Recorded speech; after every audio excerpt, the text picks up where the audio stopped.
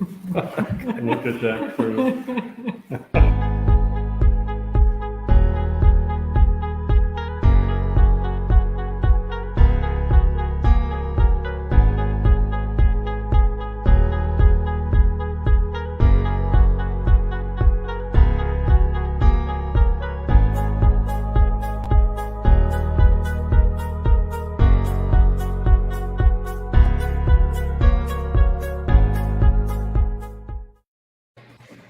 Hello, everyone. Welcome to another edition of Grown Folks Business. I had a little technical difficulties, but I slid under the tag. I made it to home plate without even getting thrown out or tagged. So, hey, um, good to see some familiar faces, and I see you guys are all in this one spot. Greg, Julia, Bob, good to see you guys. Jay Dwayne, glad you can make it back. Uh, Thanks as always for doing what you do, Danya. And of course, I recognize Merrill, the man, the myth, the legend, the CEO of NC100. Exciting things taking place. I'll front load some good announcements since I did share the save the date flyer with a lot of different parties and a lot of different people.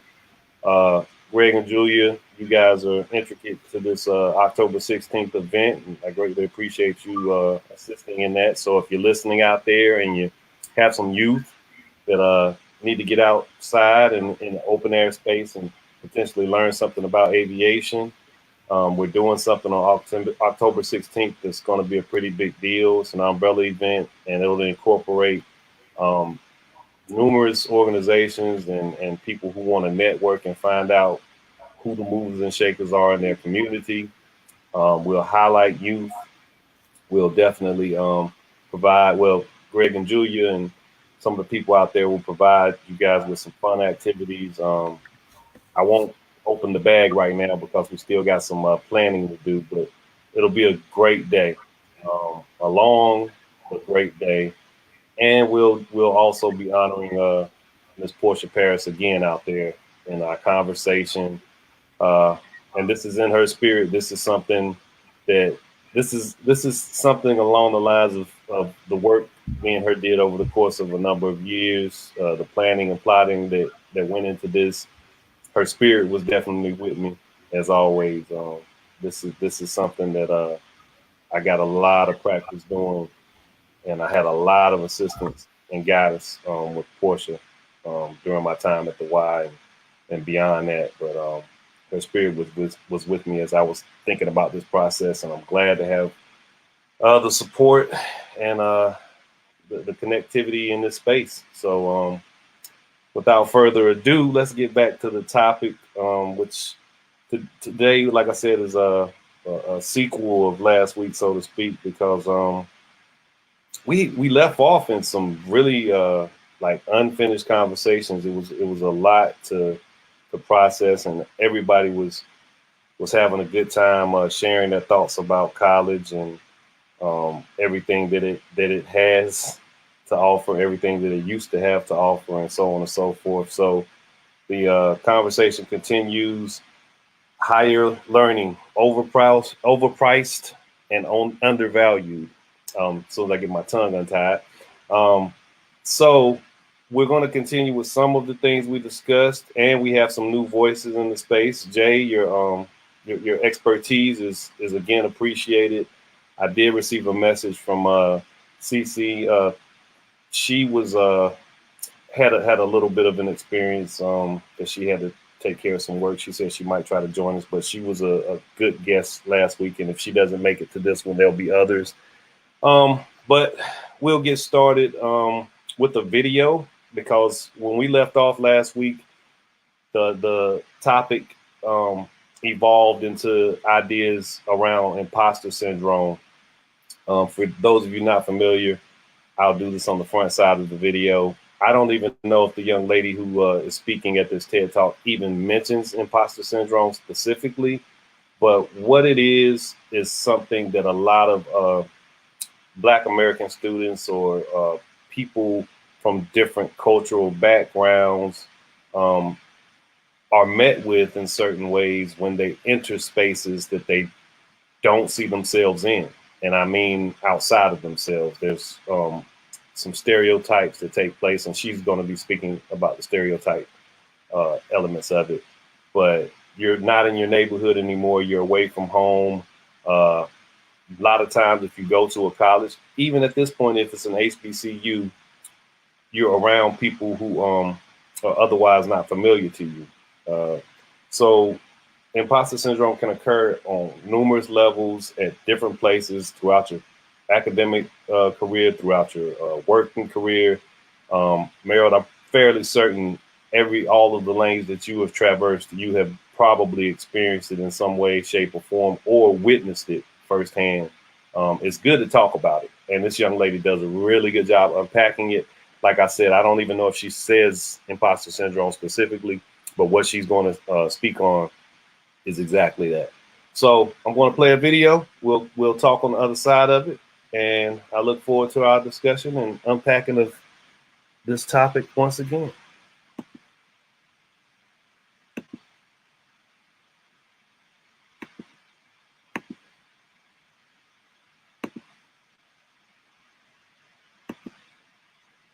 And I think we are set. Here we go.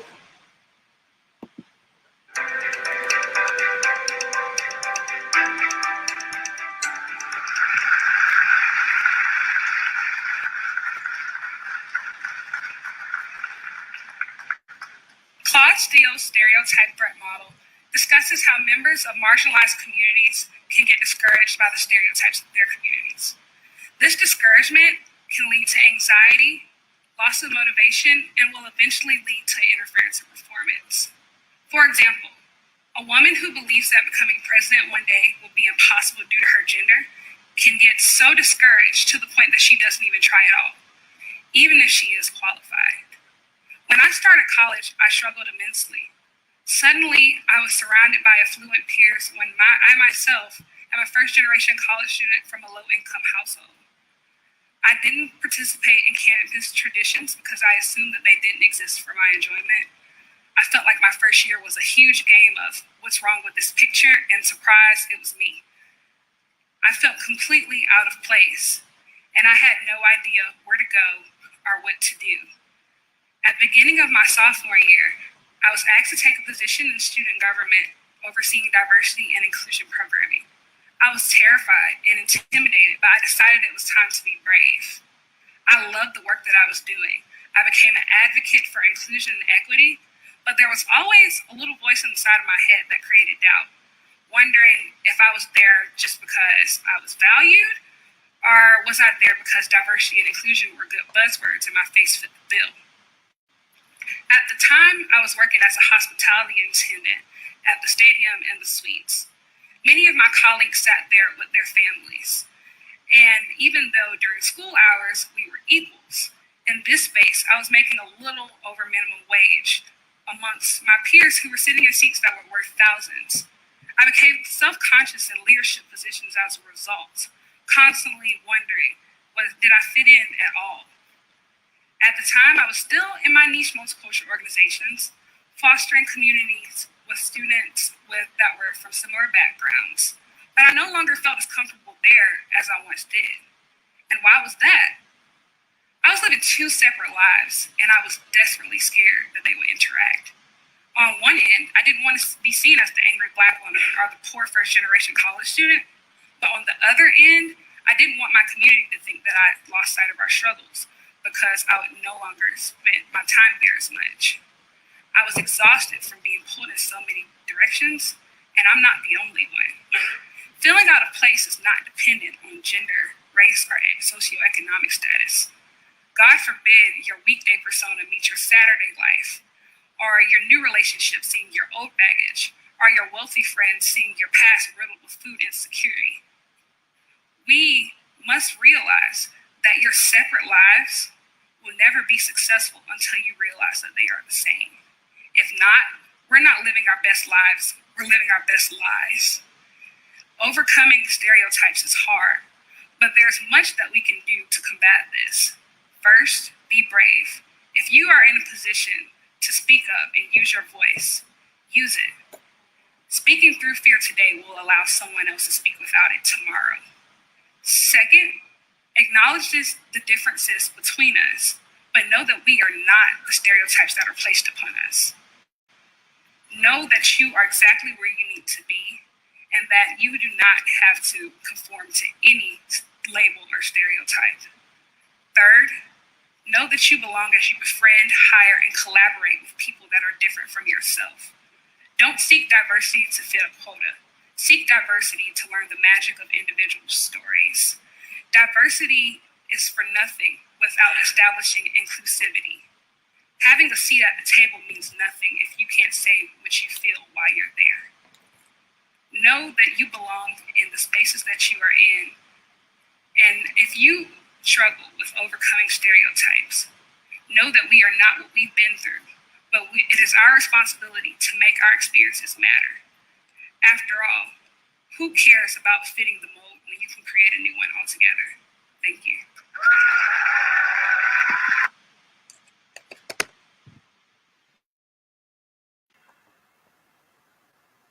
So yeah, you guys hear me okay?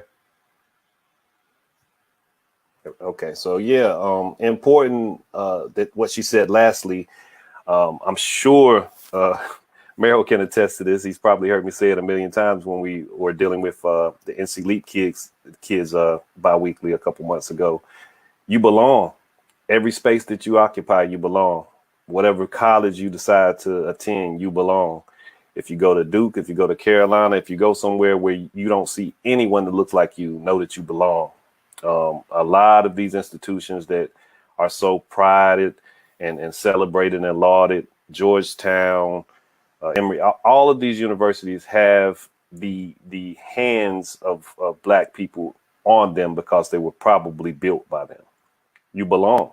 And that goes for any group.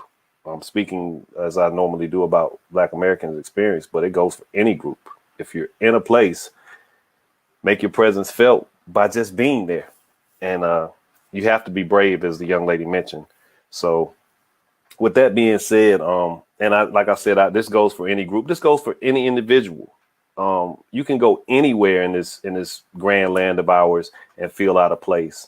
I had to work my way through it. It's just something you have to just, as they say, lean into. But how important is it that we recognize imposter syndrome and that it exists in underserved groups and communities, so to speak, because economics plays just as much of a role in going to a place and seeing affluence firsthand, not being used to eating out or enjoying some luxury and then seeing a peer who's the same age as you, is supposed to have the same deficiencies as you. This is supposed to be a meritocracy, but you see them driving and eating steaks and hanging out and spending money. So how important is that we recognize this thing? Meryl, I'm gonna start with you tonight, man. Yeah, that's a pretty interesting topic. It's super layered. I always appreciate when you share with the students that they belong, no matter where they are, what rooms they're in. And I know that, man, it's really interesting. I mean, I can think about myself being at the age of a lot of students that we work with, and feeling like there's a certain weight that you feel like you carry, being marginalized, and it's a huge weight put on your back to like have to represent other people who look like you, and like the danger of it, I think, if you don't recognize that that's going on, is you start to feel like you're special, or you tend to maybe separate yourself out. Like, I'm the special one because I can navigate in these spaces, and it makes me special. And like, that's the struggle of like, I don't know if I'm articulating this well, but I think it's important to recognize when that is going on and find some method to be able to realize that you're not doing anything special by normalizing valuing what fork is the salad fork, and that type, you know what I mean? Like, it's like there's nothing special about that. Like, but if that's where your values lie, you just making an examination of yourself. So, I mean, like I used to be one of these folks that would feel like I needed to, say the right thing or know the King's English or not want somebody seeing me eating a chicken or watermelon in public. I mean, that stuff used to be important to me because I wanted to, like, I want these white folks to respect me, and not realizing like my merit, like the work that I'm doing, like my inner confidence. That's really the thing that I needed to value. Like, what type of impact? How skillful am I at the work that I'm doing? That's more important than somebody's individual stereotype or idea of like what people look like me do or say or talk or walk. That's their issue. It's not mine. So great observations and highly appreciated. I learned a long time ago the most well-to-do and what we think of as hoity-toity person doesn't care about which fork you eat with. They're past that. There's a lot of performance. And Julia, I see you nod your head. I know where you come from somewhat. So there's a lot of performance that takes place in certain spaces, and it's really a bunch of mess. It also can be like being from a rural area and finding yourself in certain positions, and folks like, oh, you from North Carolina? There's like this natural thing, and I got a really hard, super twang to my voice. You know what I'm saying? So like that used to bother me too, and I was like, it doesn't matter. It's like, how you feel about yourself, the work that you're doing, your contributions. So, hey guys. All right. I get that also. Around here. Yeah, and they're in the right noise vicinity. That you're still coming through real good. I get that too, man. It's just funny to me that I kind of whittled down some of that stuff to what's paramount to me, and that's just that I be understood, that I'm communicating clearly, that I'm not having something over here distract from the message I'm trying to convey. So that became more important as I got along. But man, elbows on the table. Sometimes I'm leaning into my plate, whatever, that stuff. You find out the person that you think it matters the most to, they don't care. Jay, I'm gonna come to you before I go to Julia. I got a feeling she's got a good story to tell. But Jay, what do you think, man? Imposter syndrome. I know in your experience you witnessed it, and you've probably had to talk to some kids about it as they were navigating academia. Yeah, it's so funny that you brought her up out of all people, because that's where I got my undergrad and grad from, is Columbia, and the HBCU I went to is right down the street from USC.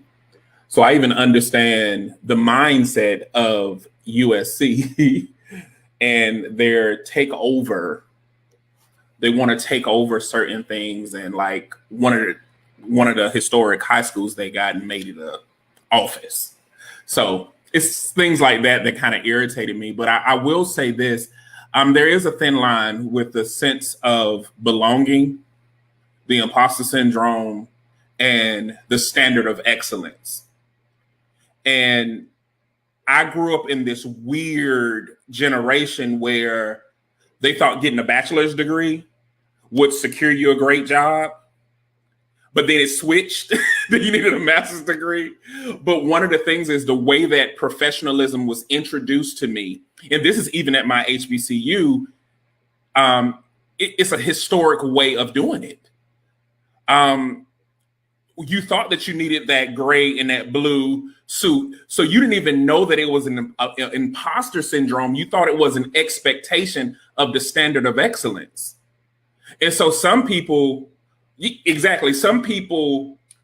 are really confused and don't understand the standard of excellence is relative and an expectation that has been passed on. So some people are actually manipulated by social constructs into being imposters, even when it's uncomfortable, but they don't know how to communicate that. And I think that it was great that she said, speak out, because like Meryl, that Augusta come out in me real quick. And And one of the things that I started to do was educate myself on colloquialism, language, and dialects. And I started correcting people when people say, well, are you saying ax or ask them? Well, both are correct. If I say ax with an X, that is actually Geisha Gullah, and that influences a language, and it actually means ask them. So it means the same thing. So, and they're like, oh, what is that? See, America doesn't have a standard form of English. America doesn't have a standard religion. So a lot of people don't know that. And so when you come with your false expectations, that is something that you have, and you no longer have the right to press that upon me. And so I agree with you in telling people that they belong. And not only do they belong, they come with value. Your experiences are of value. Your language is of value. The way that you express yourself is of value. And I make sure that that is always communicated. Absolutely. Well said, Jay. I want to just mention one thing that you spoke on that I think, and we'll come back to this big question in a moment, because you alluded to it very well. But I have a tendency to believe that this imposter syndrome plays this more significant role now. As you mentioned, at a time it was understood these were the steps. This is how you get to somewhere. But now I believe that imposter syndrome plays a more significant role because the steps stopped. We have gotten to a point where that bachelor's that became that master's that might as well be a PhD at this point still isn't fixing Black Americans, and has become less effective for others who attain them also. But this continuation in America of what gets Black Americans together, we don't say reparations, we don't start there, but we've made it education, we've made it working, we've made it just uniting and the Black dollar. But the reality is all of those roads and all of those steps keep ending. And now we fight with, well, what about this imposter syndrome thing? Yeah, it exists because the limitations are there. We just can't see them, but we feel them. And it makes that natural tendency to progress something else. So yeah, now Julia, I can't wait to hear your thoughts on the performative stuff. But just overall, what are you guys' thoughts on imposter syndrome and what we're discussing so far? I'm going to pass it to my brother Bob here, because he shared an article with me some time back about a Black lady that got into a college because she was Black. It was part of the. Do you remember that story? Yeah. And yeah, that was really an interesting article I read probably 6 or 8 months ago. It was an article written by a woman who had always thought she would go to HBCU. Her dad expected her to go to an HBCU. He basically said he wouldn't support her if she didn't. But the timing was interesting. The timing was affirmative action had just been legislated. And so these white schools, and this was a white woman's school in Philadelphia, went on a recruiting project, recruiting rampage for the right kind of Black people to come in and satisfy their opportunity to capitalize on the affirmative action legislation that had been passed. So this was a white women's school. And so they were looking for the right kind of Black women, and they went looking for the right kind of Black women. And she was identified as one of those. And this article really talked about how she went through trying to be that right kind of, she decided she wanted to go to school there. Her mother supported her, her dad didn't, but she wanted to be in school there. And so the handful of Black women that were there that first year became their little club. And she talks about transitioning through those 4 years from being the Black woman that she was wanted to be, that she was recruited as, to being the Black woman activist that she became to be while she was there. It's really, really interesting article. And for me, especially because it was around affirmative action, which was a topic that I'd never considered from the perspective of the recipients, I'll say, not the beneficiaries, I'll say, of affirmative action, because this article kind of made me feel like the school was the beneficiary of it, not the student. But also, given that it was a female perspective and it was an all-girls school perspective, it was really, really an interesting article. Can I interject one thing, Bob? Sure. It sounds like you're near the end of that story, and I want to make it critical, a critical point. I believe anybody listening, any youth that happen to catch this, understand that her belonging became who she was post that experience. So even though she went somewhere she didn't expect to be, she made herself belong there, and it ended up transforming her journey into what she ended up doing. And that's exactly right. She made herself belong there, and that's what made that experience transformational. And I think lack of self-confidence is a major epidemic anyway in our entire culture. I think lack of self-confidence is. And the imposter syndrome is a version of that from my perspective. And it's something that I think the schools have a responsibility to do all the things that are necessary to help bridge that. Felton, your point earlier about the forks. You know who cares about the forks? The people who care about the forks are the people who just learned about the forks. That's who cares. People that know about the forks, they don't care.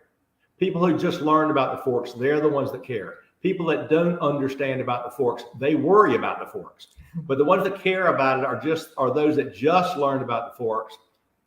Nobody needs to worry about that, but people worry about that, right? And I think that to Merrill's point, diversity and inclusion, diversity is important, but inclusion is what really matters. And so schools have to put forth enormous effort and need to make that investment. One of the things that I think you might have mentioned, somebody mentioned about the cars and the meals. Okay, you're on campus. You're first generation college student. You've got a meal plan. Other people are getting in their cars. They're going off campus. They're doing their own thing. You've got a first generation divide. You've got an economic divide. How do you reconcile that? Those things get in the way of the experience of owning the opportunity. And the schools have an obligation, in my opinion, an obligation to really invest the effort and the resources to provide the support and encouragement and whatnot to overcome these things. I mean, if they don't, who's going to do it? Who's going to do it? You got to find your own way. You've got to have the support systems. And if you're going to an exclusive school or a competitive school, or pick a term for the more costly schools, they absolutely have the responsibility to do everything that it takes, because everybody these days is talking about diversity and inclusion, and they've got to do the work to make it work. So to your broader point, I totally agree, of course, and I see that. I see these places on college campuses. I toured USC some years ago in looking to make that a place I would take some youth. I've taken them to DC, taken them to all of these places that they just get the sense that they don't belong, have these diversity, cultural centers and things. The key element, again, that's missing is one that I was mentioning to Jay's comments. It's not been normalized. It's this thing that exists that you still have to go find. It should be, as you mentioned about something you were envisioning at Wake, Bob. It should be there instantaneously. It should be immediate. That's That right. should be the first thing.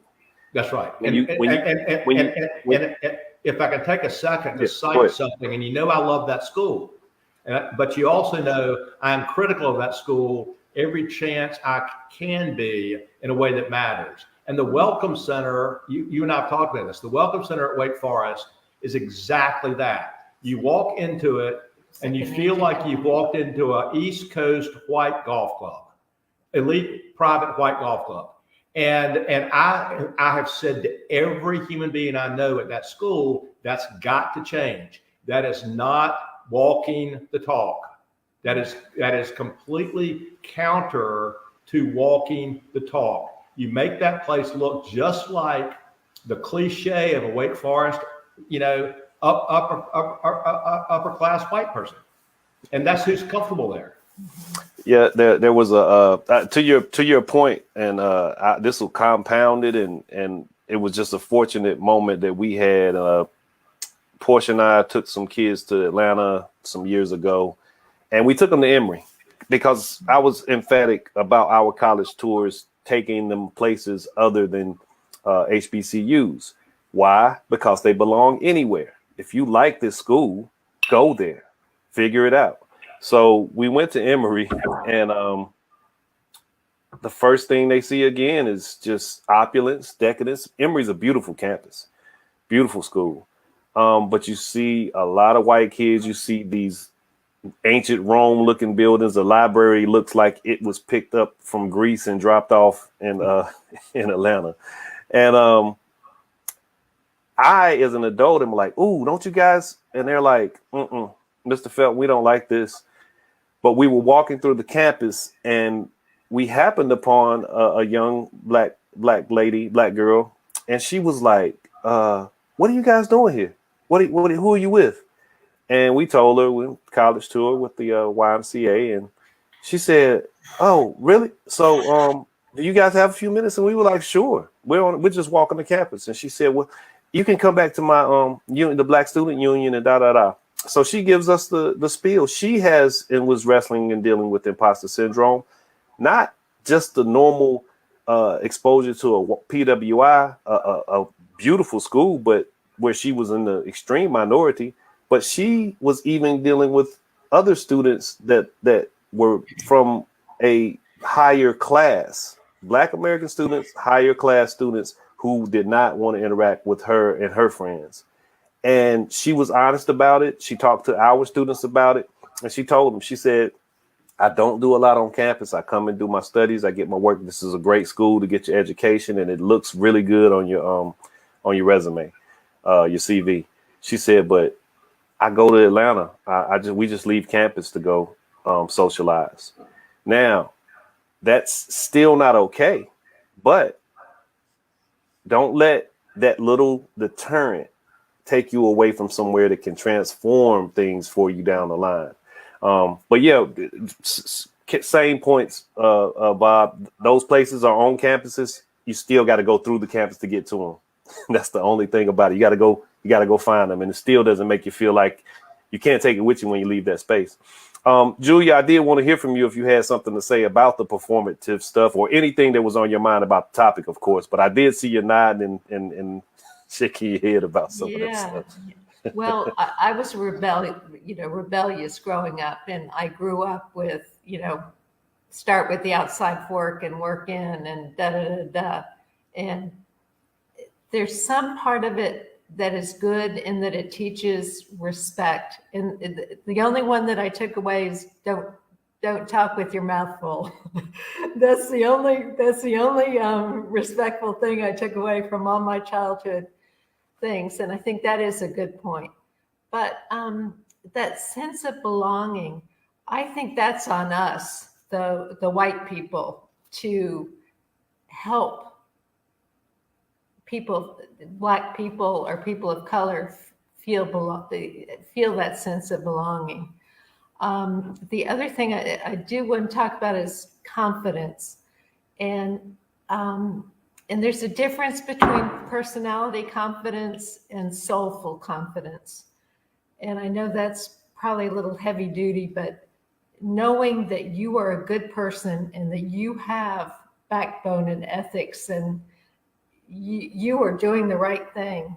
That is real confidence. And that comes from, kind of a different place. The other piece I want to address was I saw a great, what's his name? Carthart on PBS. Carthart on News PBS. Hour. He's on the PBS NewsHour. Great. I think he is a journalist for the Washington Post. Maybe he's with Brooks. Anyway, he did an incredible interview with the Black CEO of Netflix, who is just awesome. And she talked about, everybody's going for diversity, but what good is diversity if there's not inclusion, if we're not listening to what the Black people on at the table are saying, or the people of color are saying. So don't ask yes or no questions. Ask, did I frame that? What did you think about how I said that? Or what are your thoughts on this particular issue?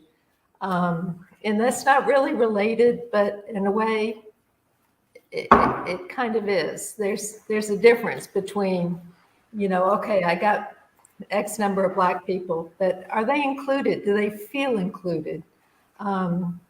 No, you're hitting a nail on the head of the ideas around diversity that just means putting people that look a certain way. Diversity of character matters. And what you're speaking of is that lack of acknowledgement. There can be somebody in there that says all of the things that need to be said, but if it's just okay, the way that some people feel when they're in those positions of power needs to be wrestled with more by them. They don't need to brush it off and be glad that meeting's over. Oh gosh, I'm glad we got out of there, and then go back and do what they were going to do anyway. Right. But I get your sentiment and I appreciate it very much, very much. Greg, did you have anything you wanted to add? I know you kind of off camera. He's gone. He's got some stuff going on. Yeah, all good. Wonderful commentary thus far. I'm going to ask this big question because what I love is that we're talking.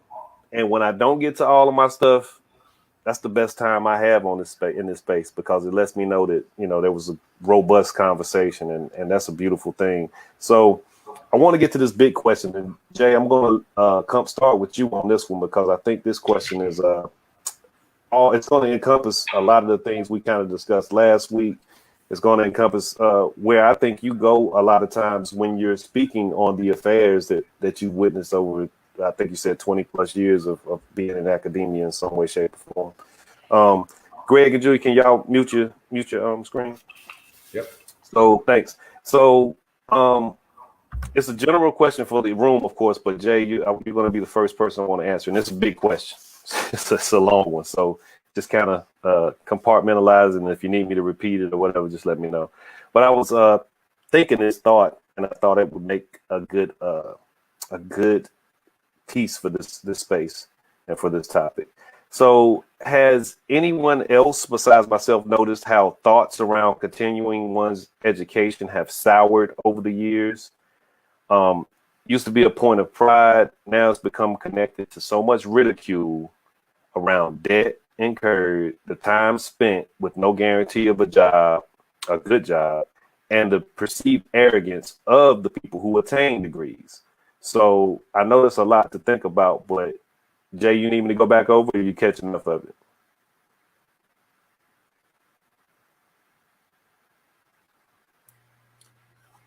I get what I caught it. I do want to say one thing because it's bothering me. One of the biggest problems with diversity, equity, and inclusion is the ones who are the middle ground who throw up smoke and mirrors. What am I talking about? There are some who look like the diversified group that you want to participate, but they are truly running the opposite agenda. So this is where people start getting that one-off. Well, so-and-so said, well, so-and-so is part of our team. Well, so-and-so is looking for job security, and that is part of a mindset to survive, and it's ruining DEI. DEI has become so marketable. Once they market it, it loses value. And that's what it has become. That's why it became market. Oh, get a black woman. So when they were doing DEI, most of them were just black women, like diversity, equity, and inclusion. And they had to have an HR background. Well, have you ever thought about maybe SHRM is part of the issue? Because if they've been doing HR all this time and they didn't find anything wrong with diversity, equity, and inclusion, then why would you hire somebody who has 10 years of experience and certified through an organization that haven't even investigated whether they are inherently racist? Love it, man. Love it. But no, hold on 1 second. I have got to interject. And it's only because you spoke to so many points that we have unpacked on this show over the last year and a little bit of change, I think now. And I really, really want you to know, I probably didn't even stop to go into some of that because we've talked about it so much, man. The box checking does not diversify the space. There's this rush to give somebody with some melanin, and if they're a woman, another box, and if there's anything to do with gender or sexuality, that becomes another check. And a lot of times it disrupts what is supposed to be taken care of. And then we really cannot forget that so many gains that are made on the backs of Black Americans, it allows for other groups to come in and gain just as much traction because they get to take these roles as being minorities or oppressed or checking that diversity box. And the people that need the help or need the guidance and assistance the most often don't get it because somebody can come from another country, they're melanated, they may come from a place where they're already middle class, already wealthy, already good. But they come here and they get to navigate that space in place of a person that's diverse, and they get that accelerated presence in America. And that's a tough conversation, but those are the type of things that have to be discussed so that this stuff becomes more effective. So Jay, I'm sorry to disrupt that, but you're in the right place for that mode of thinking. So if you can still remember your train of thought, come back to it with the question. I do. And I think to answer your question, I think the reason why it appears to be that way and it seemed to be some hostilities around the educated versus the quote unquote non-formally educated, I think is nothing more than economics 101. I think it is a form of education recession. You know how they do. Oh, it's too many people doing this. Let's lessen the value. When you get less people who have value in that, then you raise it back up. So let's look at some facts. Some facts are, if you ever going to speak on a topic, they're going to look for some type of credentialing. They're going to look for some type of validation. So the whole mindset of education will never fully go away. That's why you have people getting different certs, doing different things and all of that. But what they're going to do is create an illusion as if it's gone away. And then they're going to jack those things right back up like they're doing. And that's what we've been seeing over the years. Like it's too many people with degrees, too many people that are qualified. They do have this thing that is called in the healthcare arena and in the workforce that is called maldistribution, where you have too many people who are qualified in one area and they're not in the place where the jobs are. Like you may have a whole bunch of people qualified in English, but they're living in Durham when really the need may be in Utah. Right? So because a lot of people don't understand that and a lot of people are not educating them on that, like career pathing and finding choices, a lot of people are, it's funny, we talk about the imposter syndrome. They're doing the reverse when it comes to their livelihood. Well, I want to live in Atlanta, so I need to find a job in Atlanta. Well, it may be Atlanta don't want you, not because you Black. They may not want you because they already have enough of that type of people with that background. But Athens may want you. But we're not having that. So when we talk about the imposter syndrome, it's funny when survival kicks in, we want to be ourselves. But when it comes to investing in ourselves, we don't know how to embrace ourselves. So I just think it's an educational recession that is going on that's going to try to make it look like that. I think that's a great observation. I think that's a what do you call a plume that has many branches. It just goes in all different types and sorts of ways. I think education has been devalued from the inside out. I think it really has come from and Byron, I see that definitely. I mean, that's an opinion, can be subjective. He's got a lot of experience in the field. It was not the one that I saw first off, but I don't disagree with that observation. But I think that education has been devalued almost organically. The cost of education is through the freaking roof. So you're not just going in to better yourself, to do hard work that's supposed to benefit you after 4, 6, 8 years. You're actually going into, in some cases, insurmountable debt because the cost is so high. Kay says, how does remote work factor into this? I know I don't want to work in an office anymore. There are too many microaggressions.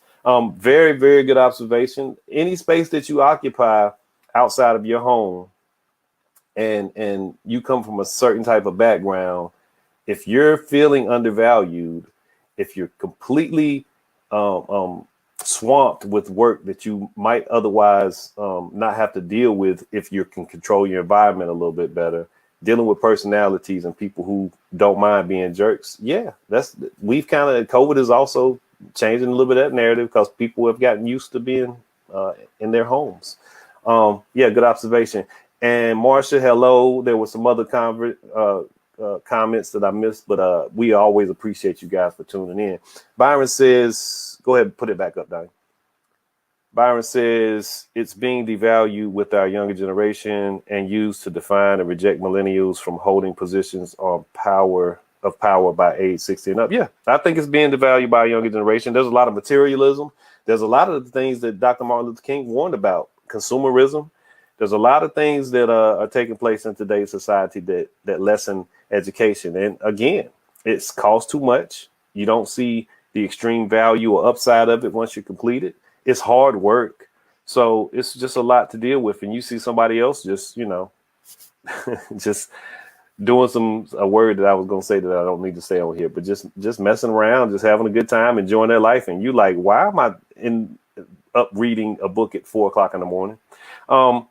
Greg, Julia, Bob, if you have any comments, observations on that, I'm going to let Meryl take us home on that last question because we right up against it. And I love it. I love it. Great conversation, guys. If you have any thoughts or observations, you need me to go back over the question, or do you still have it? No, I'm going to interject at least one comment. And Jay Dwayne, yes, thank you for what you said, because this business of satisfying diversity, equity, and inclusion by optics is bullshit. Just being blunt. The education issue is really a challenge, I think, because I don't think 17-year-olds are well prepared for what to look for when they're thinking about next steps in terms of education. And it's not just that if you get 4 more years, you've got something. It's all about of what you're studying, where you're in school, it's a much more complex situation. And maybe trade school's better. Maybe this is better. Maybe that's better. Do I want to get $300,000 in debt when my job prospects are $35,000 a year? Don't think so. But are those conversations had? No, they're not had. If you are potentially looking at $150,000 in debt to go to law school and go into private practice and make $300,000 a year, different equation. But the cost of your education is an economic topic, no different than anything else. And what you're willing to go into debt for is a topic no different than anything else. So I think that we try to oversimplify that matter, and we try to oversimplify, I want to go to a big school. Oh, is that okay? Why? Because I want to party. I want to go to big school because I like the athletic scene. Okay. What's that got to do with what you're trying to accomplish by virtue of being in school? And we don't talk about that. We launch kids from high school into their next phase without any good, really good, constructive. Oh, you're a smart person. You can do anything you want. Oh, cool. I'll go to an expensive school. Rock and roll. Rock and roll. Yeah, I don't at all disagree with a lot of what you're sharing there. It is appalling the lack of real foresight and thought that goes into planning for that transition in the high school and college. I mean, from high school to college. But I will say it should not be about the cost, because college gives you so much more. It has to be, the emphasis has to be placed on social skills above all else, to also address some of the things that you mentioned earlier, Bob, the comfortable factor and all of that stuff. So college gives you the ability to interact. You can be a straight A student and be the most intelligent in your class. If you have poor social skills, what good is it going to do you? So there's a whole nother unpacking the conversation. I think we're going to end up having a 3, 4 part, 5 part conversation about this thing, because I still haven't gotten through all my questions. But good observations, Bob. Can you put that comment back up, Danya, the longer statement that was made? Can I say something to his to Bob's point? Absolutely. Let me read this statement, and I think it's going to just be to confirm what we were discussing earlier, and then I'll come right back to you. Says Little Nas X is trending more than Supreme Court attack on Roe v. Wade. That speaks to lack of relevant education for our children. A lack of relevant education for anyone. I mean, we got a 24-hour news cycle now, so you don't get to really get, the TV doesn't cut off anymore. I remember when the flag came up, the national anthem played, and the TV went blurry. Now you're just up 24 hours. They got to find something to fill that time. Jay, go. No, I was just going to say I agree with Bob. Like I think it's more for first generation college students, in a sense of, I would do my same college. Now I would go back to Benedict, but I would make more economical decisions that worked in my favor, like invest a refund check or get a certification in addition to that. And those conversations aren't happening. And I also agree with the social component as well, where they don't show you how to, they did a great job of showing you how to navigate through those spaces. What we used to call it code switching, but the new term is cultural meshing, where you are learning to navigate through those places without losing a sense of identity. And I think that those type of things aren't happening enough. And so people are really in a place where they could be more successful than they really know that they can be, but they don't even understand some of the tools that they do have within them. And that's why I got into higher ed, for that very reason, because I didn't want another generation of me to come forth. And Love is a Parable would be probably a bigger name than what it is now if I took on the imposter syndrome, if I manipulated people to do it, and I refuse to do it. And that's why I don't get some of the things that I want, but I can't take something when it's dirty, and I can't take something when it's polluted. And we got to let people know that a peace of mind is better than a piece of change. That's all. Amen. Very important, and I appreciate you for being one of these. I'm going to say this term in just a moment, but very important that you do recognize where your journey is taking you and what you've gone through. So being a trailblazer, being that first generation college student, Bob, you got to deal with all the cuts and bruises that come with you running through that trail, knocking down the trees and branches and the snakes and whatever. And as Jay just mentioned, if he so desired, he could just say, hey, I'm going to bring in a person of color for this role, a female of color for this role, and make sure I get somebody that checks this other box over here. And my organization is going to go to the moon because we're diverse. But that man has a conscience. Respect, salute that. I definitely appreciate that mentality. Julia, Greg, did you guys have anything you wanted to add before I got to? Good to see you over there, Greg. I see you in the corner, but I got you. Good to see you. And I'll see you guys soon enough. Okay, Kay has another. Go ahead. No, go ahead. The only thing, and I still don't know exactly what Jay Dwayne does, but from reading some of his posts on Facebook, it seems like you are helping people discover what they really want to do, to help them uncover what's maybe school hadn't even taught them, but what their passion is so overused. But it seems that you're tapping into something deeper to help people navigate through life, through a productive life. And does that kind of seem like what you? Yeah. I really appreciate reading your Facebook posts and stories. So thank you. Jay said you rang the bell, Julia. That's it. Ding ding. You can put Kay's comment back up. I'll read her comment and then I'm gonna let Meryl take us out of here. So Kay says, well, how do you make more than 50K without a degree or certification or rich parents? I think in some ways boomers and the silent generation decided to go for profit over the greater good, and Gen X and younger are dealing with the consequences. In certain ways, that is absolutely true. There has been a lot of classism in the Black community since the beginning.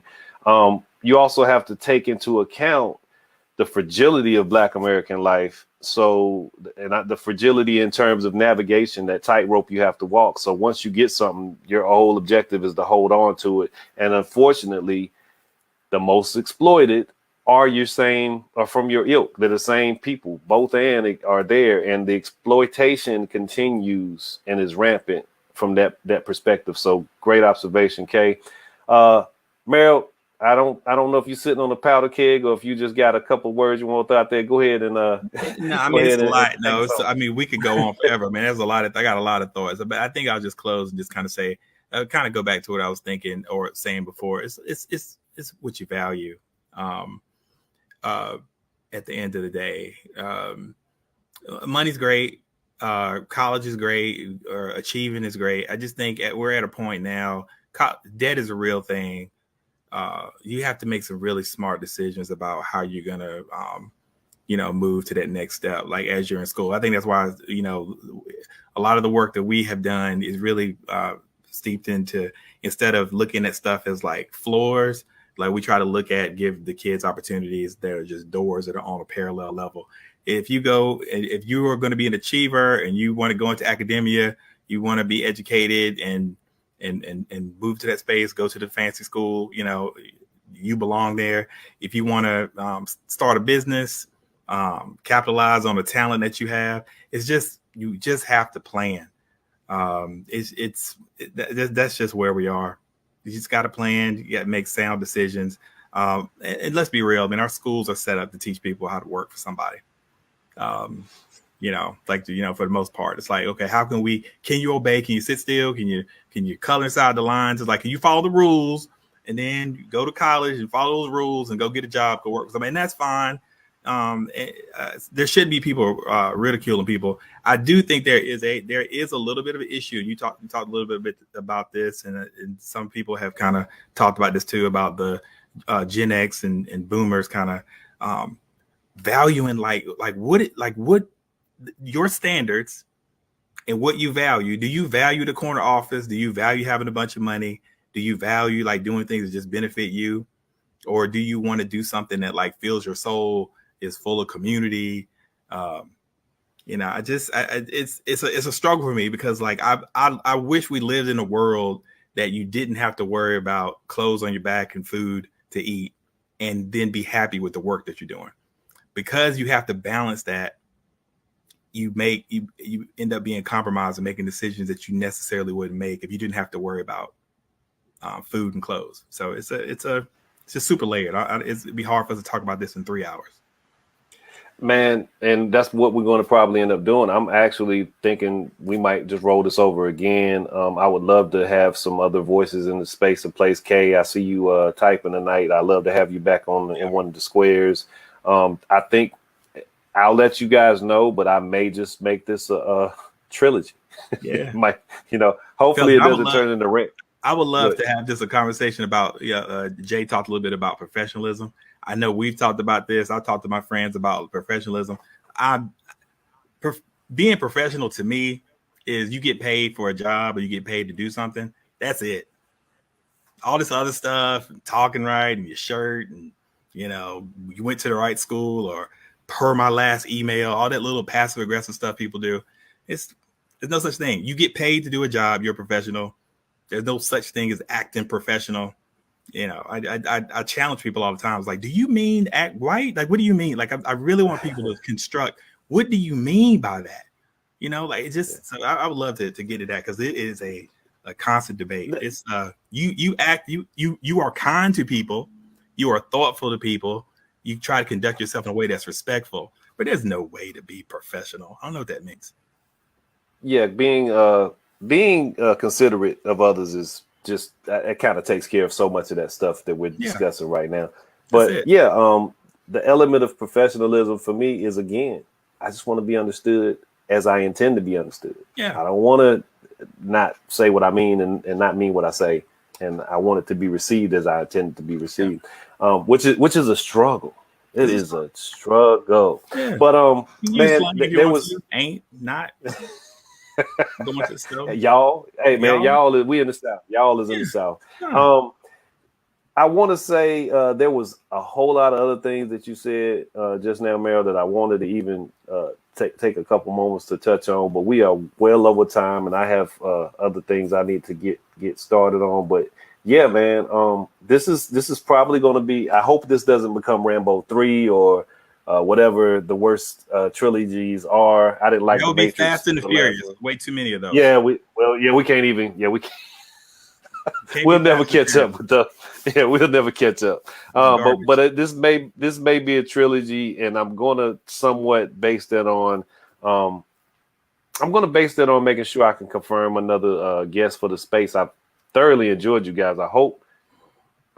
Byron Glad needs to be in the square. Okay. Well, Byron, if you're gonna make the trip, Kay, if you're gonna make the trip, we got square space for you. And if you guys promise to show up next week, we'll make this a trilogy. I still have more questions. I still have more thoughts and ideas about this. And we were headed right down that road of the cost and is it worth it? How much should it cost? There's so many other things and elements we can discuss here.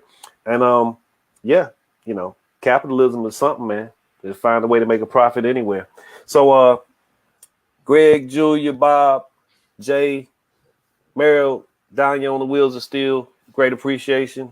Good job as always. Great job as always. You guys come back and we'll catch you next week. Y'all have a wonderful night. All right. Night, everybody.